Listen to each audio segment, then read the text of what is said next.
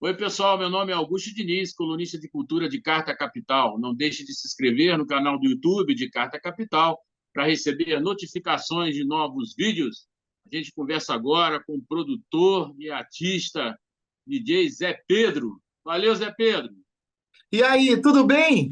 Zé Pedro é muito conhecido aí como DJ, né? Toca diferentes estilos musicais nas pistas, mas ele é um grande conhecedor da música brasileira também. Tem um selo chamado Joia Moderna, com dezenas de discos lançados, de artistas aí do primeiro time brasileiro.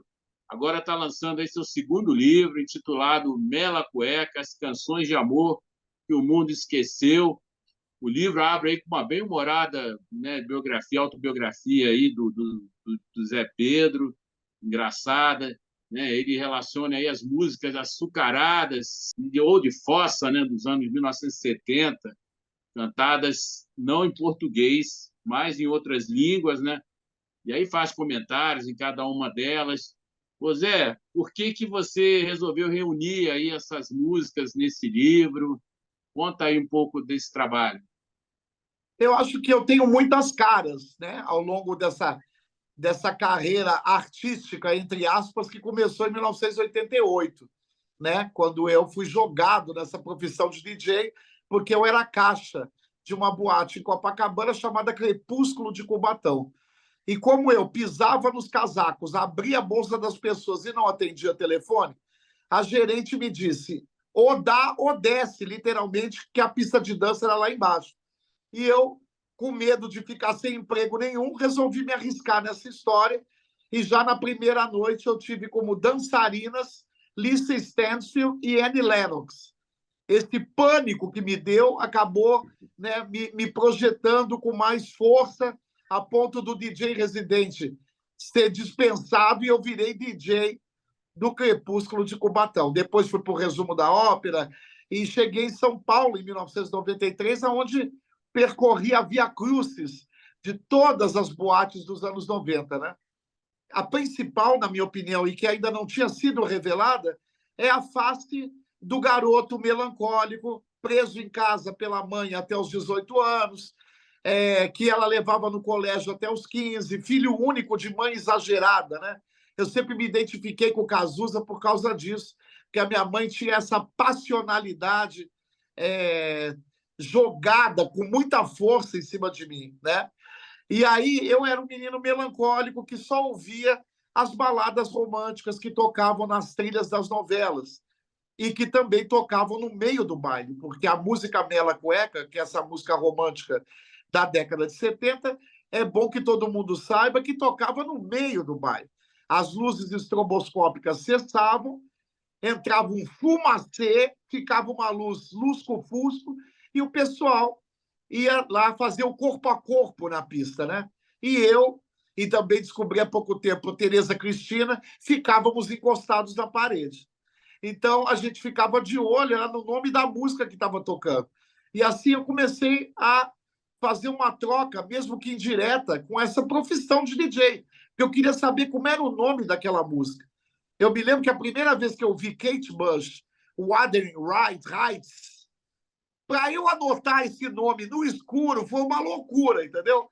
Porque eu ficava ali com o meu caderninho só anotando o nome daquelas canções que eu adorava e o nome da artista, né? Então, acho que o Brasil, as pessoas que gostam do meu trabalho, não sabiam disso.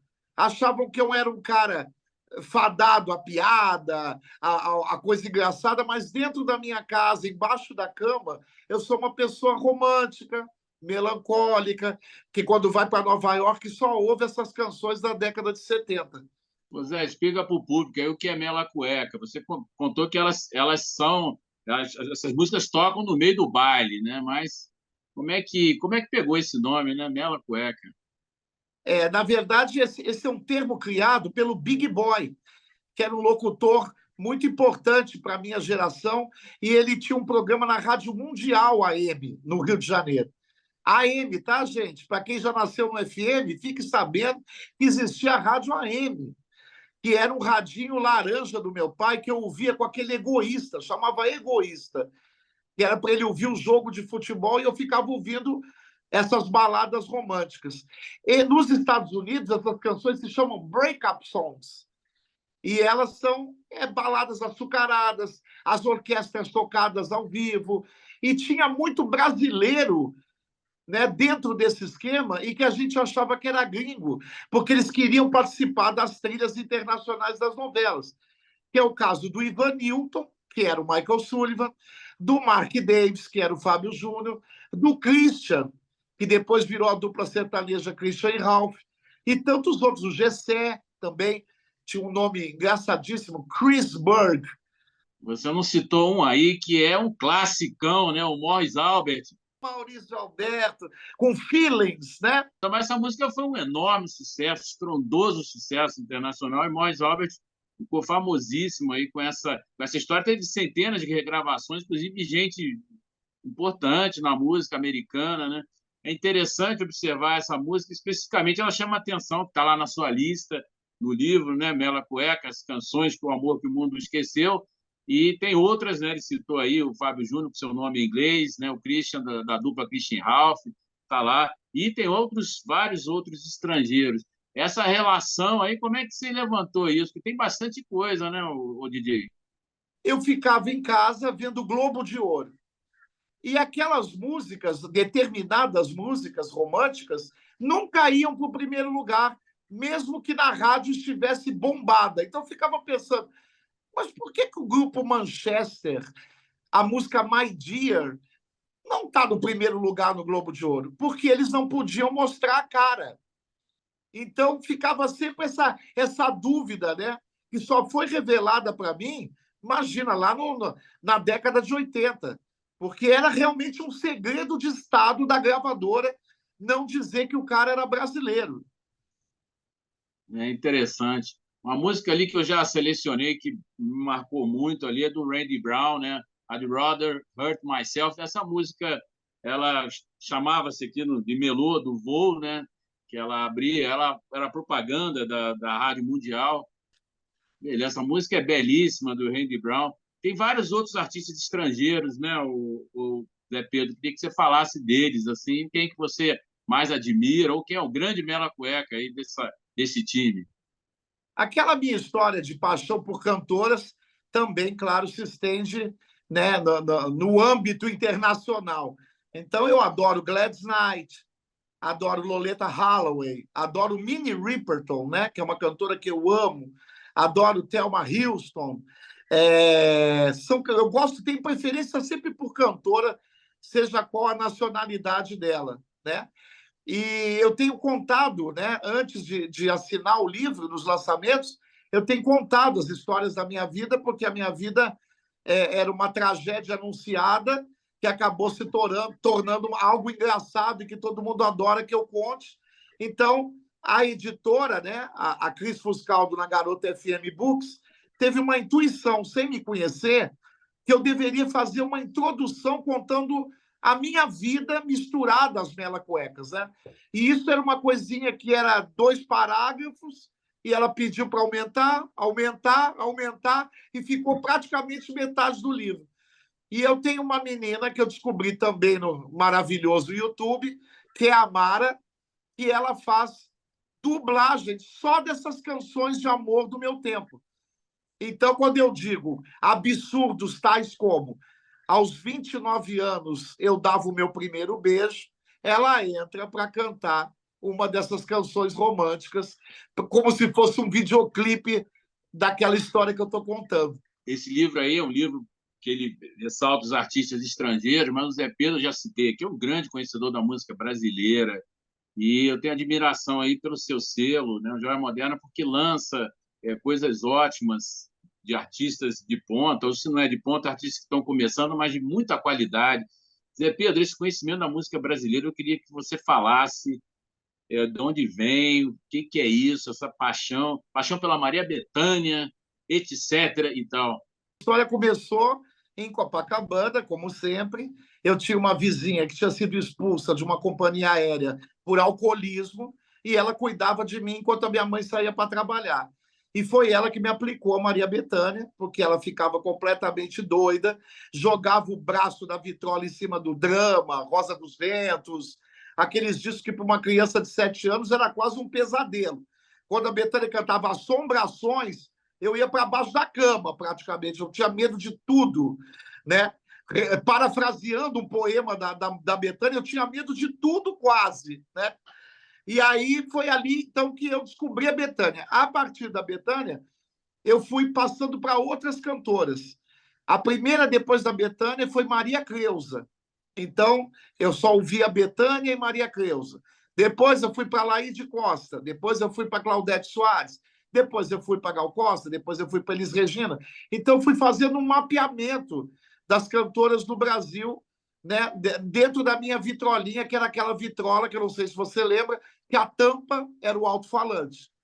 Você abria e botava ali, e podia levar que nem uma mochila, né, por aí. E aí, quando chegou em 2011, eu resolvi abrir uma gravadora só de mulheres, inicialmente, que se chamaria Joia Moderna. Ali eu fiz um disco da Zezé Mota, da Cida Moreira, da Silvia Maria, uma cantora paulista que há 40 anos não gravava, e um tributo ao Taiguara. Já comecei exagerado, já com 4 produtos, né? E ao longo desse tempo todo, eu lancei a Letrux, eu lancei a Alice Caymmi, lancei a Manhana, trouxe de volta para o disco a Fafá de Belém, acabei de lançar a Felipe Cato cantando Gal Costa. Então, na verdade, é um exercício de prazer, porque o disco pertence ao artista. Eu não tenho um contrato com esse artista que me prenda a ele. O disco, eu banco ele como se fosse uma criança que eu coloco no colégio, se é que você me entende, entendeu? Então, eu não tenho lucro, meu lucro é zero com esses artistas. Eu gasto o que eu posso gastar, eu tenho um orçamento, né, limitado, mas que dá para a gente fazer uma coisa de qualidade. E já fiz mais de 60 discos, né? Então, a Joia Moderna, para mim, é uma emoção louca. Quando uma cantora, né, diz no palco, eu queria agradecer ao Zé Pedro esse disco, é quase uma reencarnação. Eu fico muito emocionado, né? Bacana essa história aí da Joia Moderna que o Zé Pedro contou. Ô Zé, como é que você participa de muito escolha de premiações, né, de música brasileira, curadoria, como é que tá a música brasileira, Zé Pedro? Olha, ela, na verdade, está fundada em singles, né? Porque as distribuidoras e as gravadoras não estimulam mais você fazer um álbum inteiro, né? Com começo, meio e fim. Ela está seguindo aquela regra do Andy Warhol, né? Que todo mundo teria direito a 15 minutos de fama, porque eu acho que o mercado não quer mais que um artista tenha 20, 30, 40 anos de carreira. Então, ele está usando todo o potencial do artista naqueles 15 minutos e o próximo, por favor. O próximo, por favor. E aí, o que está acontecendo é que todo mundo também vai, todo mundo para um lado só. Então, tem muitas Vanessas da Mata, muitos João Gomes, muitos Gilsons, muitas, entendeu? Porque todos dessa nova geração que dão certo geram mais 20 cópias. Então, assim, eu sou jurado do Prêmio da Música Brasileira, já fui jurado da Natura. É muito difícil porque é uma repetição constante ou um excesso de canções autorais, na minha opinião, desnecessárias, né? Ao mesmo tempo, para você gravar um compositor importante do passado da MPB, está muito caro, os direitos viraram absurdos. Então, eu acho que o artista jovem, independente, que tem um desejo de cantar aquela música que a mãe dele apresentou, né, para ele, quando vem o orçamento, eu acho que ele imediatamente desiste e faz um disco autoral.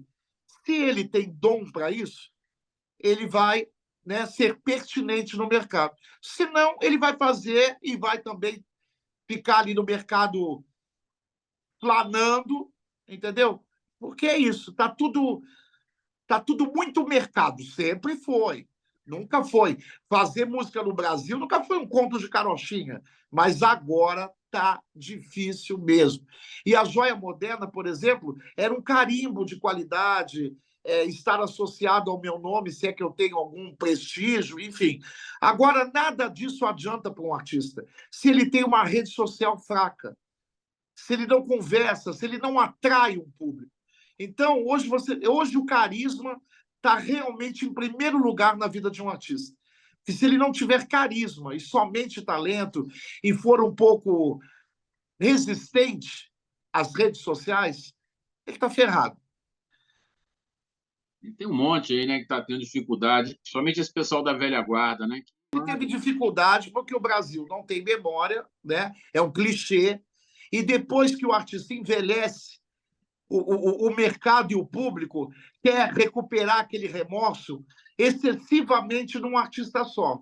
Isso começou com Clementina de Jesus e foi seguindo até desaguar agora na Laíde Costa, uma cantora que sempre foi genial, sempre teve uma discografia absolutamente pertinente, importante, e agora só dá Laíde Costa, só dá Zezé Mota, entendeu? Então, esse remorso de não ter acompanhado a carreira do artista desde jovem, que eu acho que isso aconteceu um pouco com o Macalé também. Macalé, nos anos 70, e Tom Zé passaram fome. Então, hoje tem esse entendeu? É uma consagração com cara de remorso, sabe? Que me dá, para mim, que sempre fui um cara adorador da música brasileira e que prestigiou esses artistas desde que eles eram jovens, eu fico até com raiva às vezes, sabe? Porque os meus amigos me ligam, vamos ver a Laíde Costa? Eu digo, meu amor, eu vejo a Laíde Costa desde 77, entendeu? Tem uma sede, um desespero focado somente num artista que, para mim, tem cara de remorso. Ô Zé, o que vai dar isso tudo, hein, Zé? Daqui para frente. O que eu acho muito doido é que tem muito mais coisa legal para a gente ouvir, muito mais coisa bacana para a gente ver, para a gente ler, mas está tudo soterrado no algoritmo. Então, o que acontece? Eu fico o tempo todo perguntando para os meus amigos jornalistas jovens para eles me darem uma luz, porque quando eu abro a plataforma digital, quando eu abro a Smart TV, as coisas legais não estão no painel principal. Então, o que eu acho é que assim vai cada vez aparecer mais artistas legais, mas vai ter que procurar com força e com vontade, como diria Vitor Martins.